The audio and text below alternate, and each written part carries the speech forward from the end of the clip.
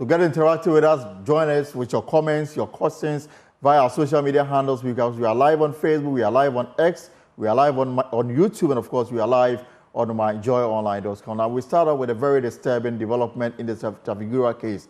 Joy News can confirm that oil conglomerate Trafigura Ghana Power Generation Company has taken over one of the country's most important commercial property, the Regina House in London. For 4 years, Trafigura has been unsuccessful in getting the government of Ghana to pay up to $134 million judgment debt awarded to the energy firm after the early termination of a power purchase agreement. This situation forced Trafigura to secure another judgment debt in the United States of America court, which awarded a mandatory interest on the default of $111.4 million, which remains arrears to be paid by the Republic of Ghana. Attorney General Godfrey Yeboah tells Joy News it is up to the Finance Ministry to expedite action on the payment. But Ghana's High Commissioner to the United Kingdom, Papa Owusu Ankuma, has confirmed in an earlier interview that Ghana's most important commercial property, the Regina House in London, has been taken over by the oil firm. That is not entirely true. I mean, I'm surprised that he says I give the impression that none of Ghana's properties were under threat. What I said was that an application for receivership had been made in respect of some properties belonging to Ghana, and that of the properties, the subject matter of the charge, only one, Regina House, is used for commercial purposes. The others can be described as diplomatic properties. So these properties are not under threat. But even with the one which is the subject matter of the receivership, that is Regina House, negotiations, I know negotiations are ongoing between Ghana and the judgment creditors, GCPDC, to pay. That's all. But as of now, Regina House is the property of the government of Ghana, the president of Ghana. That's on paper. It is under receivership. And that's on paper. That's also what he's alleging. He says so far the rent being taken for Regina House doesn't go to Ghana, but goes to Trafigura. Can you confirm if this is true? Yes, is this true? Because Regina House is under receivership. But Regina House is still owned by the government of Ghana. But we are not receiving any monies as a result of the renting of that property. Of course, yes, because of the judgment debt. But the rents that are being paid are nowhere near the amount owed. But what do you propose we do now? We negotiate. That's all you can do. You negotiate. If we don't have the means to pay, we don't have the means to pay all at one time. So we should negotiate and pay. Well, Vice President of Imani Africa, Bright Simons, has details of this ruling and joins us to share his perspective going forward. Mr. Simons, it's a pleasure to have you here on the Pulse. Good afternoon. Sorry, good afternoon, sir. Great. So, let's set this foundation. Within government circles, there appears to be, an agreement or understanding that we lost the case. The question is, how are we going to pay? And appears to be some shifting of goalposts between Attorney General's office and the Finance Ministry. The Attorney General's office says that we've done our bit. It is up to the Finance Minister to pay. Until that is done, nobody can hold us responsible. The way this thing has played out, what is your initial reaction to this before we get into the latest development? So, in discussions with your producers, they were of the view that some kind of background, etc., will be useful. Absolutely. I don't know if you have the same view. If so, then I have a presentation of about 10 minutes that can take us through the entire sequence of events that have brought us here. Yes, please go on. Is that of use? Absolutely, okay. Please go on. Okay, so if you give me I'm just waiting for them to allow the screens to be shared. Once they do that, I will go ahead and do that. But in short, this whole process started in 2015. As you recall, in 2015, we had the famous doomsaw, the power crisis. And during that period, the concept that emerged was this idea of emergency power plants. Essentially, we wanted people to come in here and build power plants very quickly. You know, it takes about 10 years on average in many parts of the world, especially in our part of the world, to put up a power plant, getting through financing, licensing, all of that stuff. Now, if you have a power crisis where you need the power immediately, obviously, it will not be possible to wait for 10 years. I'm sure you agree. Right. So we came up with a framework that said we'll facilitate and make it easier for you to set up a power plant within that short period. So I'm still waiting for your team to give me the rights to be able to present the details. And in 2015, February, the government reached out to a number of organizations that had the means, the capacity, and the resources to implement these emergency power solutions or fast-track power solutions. One of them was Trafigura, which has then set up a subsidiary in this country called GPGC to explore the opportunity. And in February, so we started to have discussions with them, and you know the discussions will include things like the pricing, which is often very key, various other elements that are essential, such as, you know, the considerations around who does what in the power setup, in the setup of the power plant. In June 2015, the country, unfortunately, I think we're having a technical issue, and I'm not able to share my screen. I'm not sure why that is. Exactly. The back door is working to fix it. But once we do that, I think we can go on as this is. It is fixed now. I think we'll go on and share. Okay, because it makes it easier. Okay, so give me a few seconds to do this.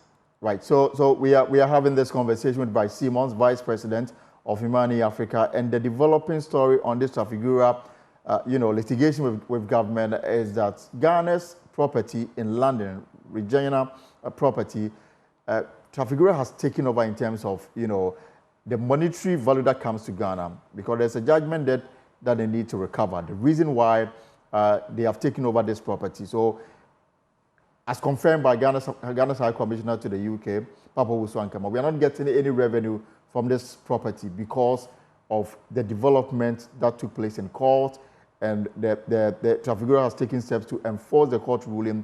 The reason it is now taking that rent off that property. So, Bright, if you are ready, I think we can go on.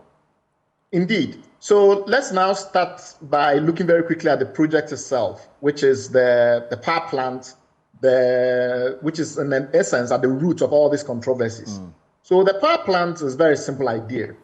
The company had some relationships in Italy that gave it the power and the right to relocate 2 turbines. These are GE. GE is a big American manufacturer called General Electric, and they make power plants that are like power plants in a box. So you can think of them like it's a power plant, but it's in a container kind of thing, and you can load it and you can move it from one place to another. So 2 of these turbines, they are LM6000 turbines, were relocated from a place called Gorizia in Italy. It's a power plant, but they have spare capacity. So they were going to take them, bring them to Ghana, and when they're in Ghana, they'll be installed in a simple mode and then complex mode. I'm going to go into the details of that. But essentially, once they've done it, that full cycle, they're going to generate 107 megawatts of power. Now, remember that our shortfall in power was ranging from 300 megawatts on some days all the way to 1,000 megawatts on very bad days. So 107 megawatts will solve all the problems, but it will solve some problems. To do that, because it's a fast-track solution, they don't want to bear all the risk, which is what some power plants do, get their own fuel and the rest of it. They wanted government to essentially hire them to produce power and pay them as they produce the power. That is often called a tolling plant. Right. So essentially, the government provides the fuel, the government provides the land, everything else. And this is very similar to what we did with Ameri and some other plants of that nature. And even with the established power plants in Ghana, sometimes the situation is such that the government still is responsible for fuel and other inputs, and the company or the power producer then charges us what is often called a capacity charge. In this case, it was called a capital recovery charge because, in essence, it also included the cost of financing the power plant and the fact that they were not going to charge a separate variable charge. So essentially, it was a single charge. Government provides them with fuel, government provides them with the land, government facilitates the line system. When all that is done, they produce the power, and for every unit of power they produce, often measured in kilowatts or in megawatts, kilowatts hour or megawatts hour, the government pays 3.7 cents. So I guess that part is straightforward. Then they have to move on and get this coming in. So in June 2015, we signed this agreement. They ship the power plant. They start the process of getting this set up. The government also ensures that Parliament ratifies the deal. So that ratification happens, and they are responsible for all the engineering, the technical work, and getting the plant into Ghana. The problem is that once that happens, it's up to Ghana to be sure that we've inspected this power plant, we are happy with it. All of these things are aligned. So we sent someone to Italy, to Gorizia, to go and do these inspections. And that person is well known, and at that time was a technical advisor to the minister. Once all of these matters have been done, the gas that was going to be used to power this plant was Ghana's responsibility to provide, but they had to be tested to make sure that it's compatible. All of these things were done. The government more or less committed to make sure this will work properly. VRA, which is very essential, VRA was provided land on which the power plant will be based, and it was supposed to be in Aboise, in the Takoradi enclave. Eventually, when the process got underway, our usual challenges in administration in this country, the tendency to have this chaos at the heart of administration, the tendency not to coordinate processes properly, started to interfere. So the first thing was that the land that was supposed to be available had some oxidation plant on it, and you couldn't put the power plant on there. So VR eventually gave new land in the Tema area. From the Takoradi area, now we come to the Tema area in Tony, for them to relocate the power plant and put it there. The power plant had yet to arrive. They then realized that they couldn't use that land there because there were people within GRA that were fighting them. So they got their own land by renting from Blue Ocean. They also realized that the tax incentive that had been promised, that these items would come in duty-free, was not available. So essentially, they were billed for tax, about 10 million euros, more than 10 million euros by GRA. Ministry of Finance, however, wrote to them and said to them that if they submit all the documentation, etc., from the Ministry of Energy, they will be refunded. They applied for a license from Energy Commission. Energy Commission said it was processing it. However, when the plant arrived in June 2016, thereabout, it took them many months for them to be able to decide that they were going to do what the government had said, which was pay for it and get refunded. All that said, the plants arrived, they started construction. Unknown to them, in 2017, when all of these conversations were going on, the government had obviously changed. There was a committee that had been set up before in 2016 to do this work. But that committee then had their mandate updated to include recommending which power plants to terminate and which ones to allow to continue. So that committee, chaired by the Executive Secretary of the Energy Commission, then recommends that certain power plants that the government had contracted, including these emergency power plants, be abrogated. We stop using them, we terminate the deals. Cabinet adopts this in June. And in August, the Attorney General writes a decision that more or less argues that the power plant is expensive. Well, that decision had already been made by the technical team at the Energy Commission, the PPA committee. And so based on that, the Attorney General then provides a strategy based on terminating this plant. Remember that our primary analysis, our primary thinking, our logic was that this power plant is expensive. If we let it produce power for 4 years, we'll pay almost $100 million for 100 megawatts. What is the point? Terminate it and then, in a way, cut your losses. So that was the thinking. Now, here is where the problem arises. One, the power plant was not excessively expensive. On a per unit basis, the capacity charge or the capital recovery charge of 3.7 cents per kilowatt hour was very similar and in many cases lower than what we're charging or we're paying as capacity charge for other plants. And you can see on the screen a number of power plants that for all of these we're paying more than this plant was going to charge us. Absolutely. So I've given you examples of them. We're paying for Senate 4 cents on a capacity charge basis, Sen Power 5 cents, etc. And car power more than 5.6 cents. Secondly, the notion that we have excess power has itself been contested, as you know, because now we know the government is still signing these power deals. Right. And around the time we were still signing these power deals, there are companies like AXA that have already signed another deal very recently to put a power plant in Kumasi, Nawomaso, etc. So these were questionable. The energy but here is where it gets important, and this is why we have a judgment depth. the analysis on which the decisions were made were shoddy and flawed. The Energy Commission Executive Secretary, for instance, suggested that terminating the plant would cost the country about $80 million, but he hadn't done his due diligence. He hadn't actually looked at the full range of costs that were being incurred. He had also decided, that, based on analysis that he had conducted, this was an expensive plan. I've already shown you that the evidence hasn't established that this was more expensive than the other plans. Secondly, the Attorney General's decision, the advice that he had given to the government was extremely flawed.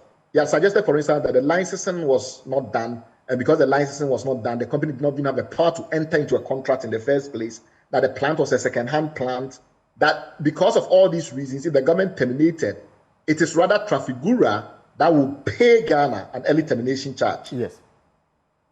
Now, all of those things were very flawed because the licensing regime and all those things were conditions subsequent that in more or less fashion, in more or less terms, the government of Ghana had committed itself to be the one to facilitate. The land, for instance, had been something that the government of Ghana had committed itself to provide. Remember that the company had actually got some licenses. It got a EPA license. It had got a tariff from the PURC. It connected to Ghana Water. It then started to construct a gas pipeline through China Petroleum to connect to the VRE metering station. It done a lot of things that clearly meant, and it done it with the knowledge of the government, meaning that constructively the government was very aware of this agreement and fully supported it. On top of this, then when the matter was then determined, that arbitration was the only way forward. So, actually it's worse than that. The government then writes in February 2018 to the company purporting to terminate the agreement. The company protests, obviously, as they would, given all the money they've spent and all the leading on that had happened for them to spend that money. They protest very loud. The Deputy Minister of Power at that time tells them in 2017 that, oh no, the president had made a different decision, so continue investing. And then in April, he tells them, well, actually, it's looking like, this is going to be difficult, but we are going to terminate some agreements, but yours is not going to be terminated. This is in reinforcement of a commitment that already been made in October 2017 to them. I'm talking about 2018 and not in 2017. Right. So in 2018, the Deputy Minister of Power assures them that the President has allowed them to go on. And this reinforces a meeting, the outcome of a meeting in October 2017, where the same Ministry of Energy had made those commitments. What then happens is that the company continues to invest until in June, the government then finally kind of, mounts up and then tells them that, no, they will not reinstate the agreement. They need to start all over again and negotiate a complete new agreement. So the company now then exercises rights under the agreement, terminates it for frustration, and then proceeds to arbitration in August 2018. Now, at arbitration, it becomes very clear that Ghana is completely unprepared. It takes so long for them to submit their statement of reply. It takes them so long for them to produce documents that they have committed. They keep saying that the documents are not being made available to them by other departments and agencies. It goes on and on, even paying the deposit, the fee deposit. The arbitration, the presiding arbitrator was selected in January of 2019. It took Ghana up to December of 2019 to pay its fee deposit. So Ghana was completely unprepared. Not surprisingly, when the final outcome came, it was that Ghana's counterclaim had been dismissed. All its arguments had been dismissed. Its expert witnesses were highly unreliable. They were contradicting each other. And damages of $134 million were awarded against them. Remember that the power plant never became Ghana's property. The company carried the power plant and took it away. So instead of us negotiating to buy the power plant outright or give it to VRE or something like that, we were so ridiculous in the way we went about this that the company demobilized, carried the power plant away, and still won damages of $134 million. So that $134 million of damages does not include us then getting the assets. It's merely for the cost of the financing that they raised, the cost of mobilizing the plant, the cost of demobilizing and shipping away, and all the fees that they have paid so far, including the import duties. That $134 million is very important. Keep that in track before I come back to you for your questions around what is happening now. Exactly. So that $134 million was awarded in January 2021 in the United Kingdom. This was the seat of arbitration. The arbitration was administered by the Permanent Court of Arbitration, and it was a standard tribunal under what we normally call the UNCITRAL rules. So the UNCITRAL rules are kind of like standard generic rules of how you do international arbitration. And we adopted them and used them for arbitration. And at the end of it, we then had this situation where the $134 million in costs were imposed upon us. Ghana had the option to go to court in the United Kingdom to set it aside. You cannot appeal that final arbitration award, but you can argue that the arbitrators went in excess of their jurisdiction and could ask for an annulment. Ghana did not do it within the prescribed time. Then we went to court eventually, White and Case, and made the representation that we intend to appeal, that we intend to file for annulment or judicial review. We were given an extension of time, even though the time had already passed. The court agreed to give us an extension of time. We still did not file a defense. This is 2017. We still did not file a defense. Sorry, this is in 2021. Apologies, 2021. We still did not file a defense. And then finally, the arbitration, the court then dismissed our case and more or less reaffirms the arbitration. So that is where we were until the company decided then to proceed and in 2022, because once we lost, we had made some negotiations and we're still not paying. So they proceeded to go to court and file what is often called interim charging orders against our property in London. So now I'll pause for you to let me know how you want the conversation to go. So few issues here. I mean, the sequence of the event leading to the termination of this contract. I mean, clearly, from what you're telling us, the Attorney General's advice to Cabinet may have been based on the on the work done by the Energy Commission. Is that right? It was done by on the work done by the PPA committee, the PPA which committee had people from different agencies, but was chaired by the Energy Commission. All right. So essentially, the Energy Commission's executive secretary chaired this committee on behalf of the Energy Commission, but the membership came from different agencies and departments. So for you, one could have informed their decision to say that terminating the contract was only going to cost Ghana $80 million. And now we are starting with this. Because they hadn't done the due diligence properly. So I think the assumption was that, this will be based on the government taking action quickly so that some other charges do not pile up. But then what was the nature of communications? Did they make it clear to the government that this company was still incurring costs? Did they make it clear to the government that this company had done financing? The biggest gap in their analysis was forgetting that the company had borrowed money to undertake some of these work that were being undertaken. And also, they didn't really look at the mobilization costs properly. They didn't look at preservation and maintenance. There were a lot of costs that they simply missed in the analysis, which is why they got it wrong. So Bryce, will you say that they did a poor job? And then yes, they did a totally poor job. But the worst job was done by the Attorney General. Because remember that the Attorney General, as a legal advisor, has to be very cognizant of risk. So to continue to advise that the government goes ahead and terminate for things that the government, for failures that the government was itself complicit, in letting arise, I think was really problematic. And then don't forget that even when before the matter went to arbitration, we had the possibility to settle.